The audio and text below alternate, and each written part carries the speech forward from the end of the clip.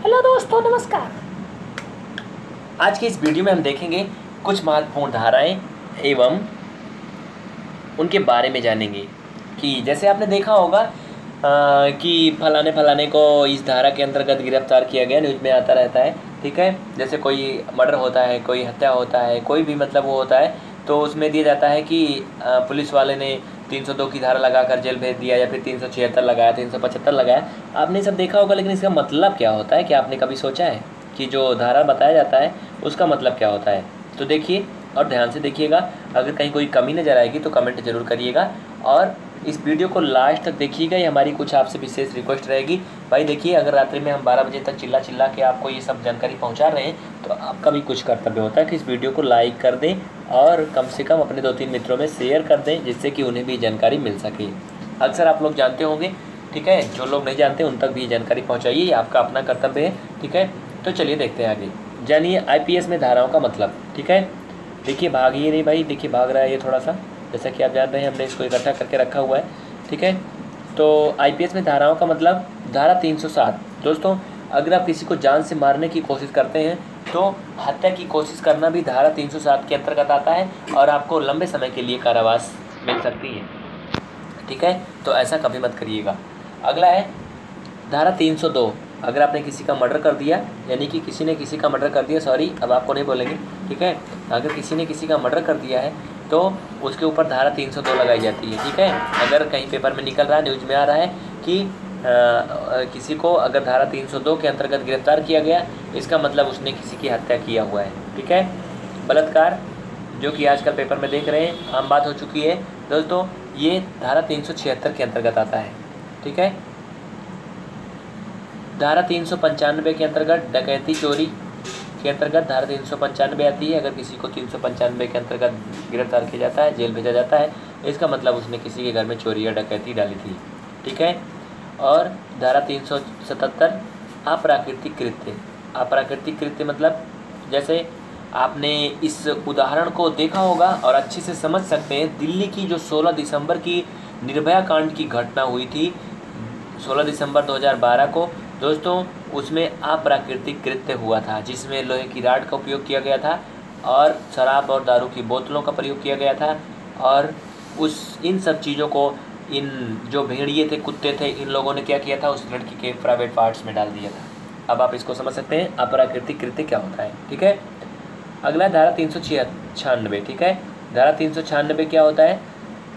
डकैती के दौरान हत्या करना। यानी अगर कोई किसी के घर में डकैती कर रहा है, चोरी कर रहा है, और उस दौरान किसी की हत्या भी कर देता है चोरी करने के लिए, डकैती करने के लिए, तो उसको धारा 396 भी लगेगी और धारा 395 भी लगेगी। ठीक है, अगला है धारा 120। धारा 120 के अंतर्गत किसी को गिरफ्तार कब किया जाता है, या फिर धारा 120 कब लगती है? अगर किसी ने कोई षड्यंत्र रचा है, मान लीजिए कि किसी बैंक को लूटने का प्लान बनाया, ठीक है, या फिर किसी के घर में चोरी करने का प्लान बनाया, और प्लान बनाने में 3 लोग थे, लेकिन डकैती किया, जो चोरी किया उसमें केवल 2 ही लोग गए, 1 लोग बच गए।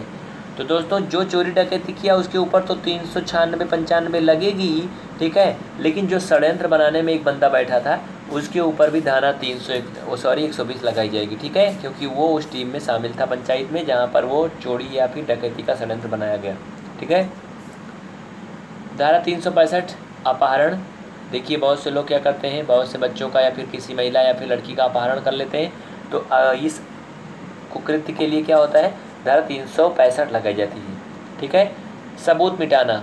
सबूत मिटाना, आपने बहुत से कांड सुने होंगे, पेपर में देखे होंगे, न्यूज़ में आते हैं कि किसी ऐसे मर्डर कांड का नाम आता है जिसमें बताया जाता है कि वहाँ पर हत्या की गई थी, और उसके बाद वहाँ के जो खून वगैरह है उसको मिटाने के लिए धुल दिया गया, फर्श को, कपड़े को फेंक दिया गया, यानी कि वहाँ से सबूत को पूरी तरह से मिटा दिया गया कि यहाँ पर हत्या हुई थी या फिर मर्डर हुआ था। तो दोस्तों, अगर जिसने हत्या नहीं भी किया है और अगर उसने सबूत मिटाया है, यानी वहाँ पर साफ सफाई करने में सहयोग किया है, और हत्या किसी और ने किया है, तब भी अगर उसने सबूत मिटाने में सहयोग दिया है तो उसके ऊपर धारा 201 लगाई जाएगी। ठीक है, धारा 34 कहाँ लगती है? समान आशय में। ठीक है, धारा 412 छीना झपटी में लगती है। आपने देखा होगा, महिलाओं के चेन छीन लेते हैं, झपट लेते हैं, और छीना झपटी मतलब कहीं भी जैसे क्या बोलते हैं भगदड़ मच जाती है, वहाँ पर अगर छीना झपटी होती है और उस केस में कोई पकड़ा जाता है तो उसके ऊपर क्या लगाया जाता है, धारा 412। ठीक है। धारा 378 चोरी में की जाता है। देखिए चोरी और डकैती में अंतर होता है दोस्तों। चोरी करने का मतलब एक सिंपल सी बात है, चोरी। ठीक है। डकैती का मतलब कि पूरे घर की चीज़ों को तहस नहस करना, मतलब पूरा घर को लूट लेना ही चोरी डकैती होता है। ठीक है। और चोरी का मतलब जैसे कोई एक सामान किसी ने चुरा लिया, मान लीजिए किसी की बाइक चुरा ले गया, साइकिल चुरा ले गया, कार चुरा ले गया, तो ये क्या है, एक चोरी के रूप में है। लेकिन अगर घर में रखे सारे जेवरात चुरा लिए, बाइक कार साइकिल जो भी था घर में सब कुछ उठा ले गए, तो इसको क्या बोलेंगे, डकैती पड़ा था। ठीक है। तो धारा 378 के अंतर्गत क्या आता है आपका, चोरी। ठीक है। 141 के अंतर्गत विधि विरुद्ध जमाव, विधि विरुद्ध जमाव के जो अपराध हैं वो धारा 141 के अंतर्गत आते हैं। धारा 191 किस पर प्रयोग किया जाता है भाई, मिथ्या साक्ष्य। मिथ्या मतलब होता है झूठा, साक्ष्य मतलब सबूत। अगर आप किसी केस के बारे में झूठे सबूत को पेश करते हैं कि भाई ये ऐसी ऐसी बात है और ये गवाह है, और बाद में वो जांच करने के बाद झूठा निकलता है, तो आपके ऊपर धारा 191 लगाई जाएगी और फिर आपकी कुछ और सेवा होगी। ठीक है। अगला देखिएगा धारा 300। अभी आपने देखा था धारा 302 हत्या करना और धारा 300, दोस्तों ये दोनों लगभग एक समान कार्य पर लगाए जाते हैं। ठीक है। धारा 300 और 302। ठीक है। अगर इसके बारे में आपको कुछ और जानकारी होगी तो ज़रूर बताइएगा।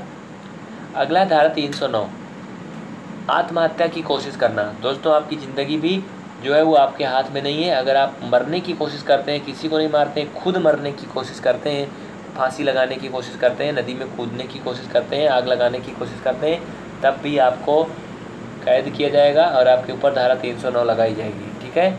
या कहने का मतलब कि आप अपनी ज़िंदगी को भी नहीं ख़त्म कर सकते हैं। अगला है धारा 310। धारा 310 इसके अंतर्गत ठगी करना, लोगों को बेवकूफ़ बनाना। जैसे कि आपने देखा होगा बहुत सी समय फ़ोन कॉल आते हैं, और आपको मैं भी सचेत करना चाहता हूँ कि आप लोग उनके झांसे में ना पड़े।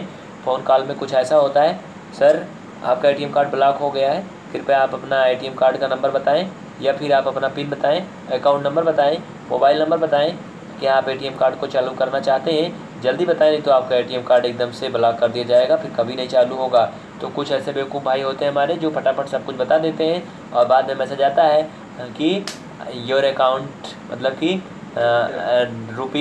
₹5000 या फिर 50,000 हैज़ बीन डिवाइडेड। तो मैसेज आता है तो उनको समझ में आता है भाई 50,000 कट गया खाते से, या फिर 1 लाख कट गया, 10,000 कट गया, फिर वो रोना गाना शुरू करते हैं और उसके बाद होता कुछ भी नहीं है। ठीक है। तो कहने का मतलब हमारा इतना था कि जिन लोगों ने इस कार्य को किया वो किसके अंतर्गत आएंगे, धारा 310 के अंतर्गत। यानी कि अगर उनको पकड़ा जाता है तो उनके ऊपर धारा 310 लगाई जाएगी और वो ठगी के अंतर्गत गिरफ्तार किए जाएंगे, फिर उनकी सेवा होगी। ठीक है। आगे देखिएगा धारा 312। धारा 312 जो है ये गर्भपात कराना। ठीक है। इसके अंतर्गत यूज किया जाता है। अगर किसी ने मतलब गर्भपात को यानी कि प्रेगनेंसी को नष्ट करवाया, यानी कि कहने का मतलब हिंदी में बोले तो बच्चे को गिरवाया, तो इसके अंतर्गत धारा 312 लगाया जाता है, चाहे वो लेडीज हो या जेंट्स हो। ठीक है। और इसमें सम्मिलित डॉक्टर को यानी कि पूरी तरह से भारत में प्रतिबंधित है। इस कार्य में सम्मिलित जो डॉक्टर होता है, उसका कंपाउंडर होता है, उसका सहायक होता है, और उस लेडीज़ को जो ले जाने वाले होते हैं, यानी जितने भी लोग इसमें शामिल होते हैं सभी लोगों को गिरफ्तार किया जाता है और फिर उन सभी लोगों की अच्छे से धुनाई की जाती है। ठीक है। ये सभी जितने भी आप यहाँ कार्य देख रहे हैं सभी जो है ना करने वाले कार्य हैं। ठीक है। अगला देखिएगा, अगला क्या है, स्त्री लज्जा भंग करना। ठीक है। ये 354 के अंतर्गत आता है। जैसे कि अगर आपने कहने का मतलब स्त्री लज्जा भंग करना, अब आप समझ चुके होंगे, किसी स्त्री की बेइज्जती करना, उसकी इज्जत के साथ खिलवाड़ करना, ये जो है धारा 354 के अंतर्गत आता है। ठीक है। और अपहरण करना इसके अंतर्गत 362 के अंतर्गत आता है। अगर किसी को कोई अपहरण करके ले जाता है तो उसके ऊपर धारा 362 लगाया जाता है। ठीक है। और छल करना, किसी के साथ छल कपट करना, इसके अंतर्गत 412 आता है। ठीक है। 412 धारा के अंतर्गत तो गिरफ्तार किया जाता है। गृह भेदन इसके अंतर्गत धारा 445 निर्धारित की गई है।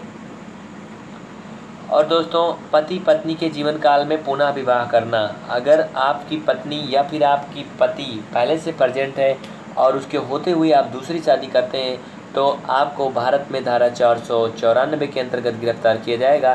फिर आपसे रीज़न पूछा जाएगा कि आपने दूसरी शादी क्यों किया। ठीक है, ये जो धारा है दोस्तों हमारे समझ से हिंदुओं में ही लागू है, क्योंकि मुसलमानों में कई शादी जो है वो अलाउ रहती है, लेकिन हिंदू धर्म में बोले तो एक ही शादी अलाउ होती है। और अगर वो पत्नी जब तक जिंदी है या फिर वो पति जब तक है तब तक आप दूसरी शादी नहीं कर सकते हैं। ठीक है।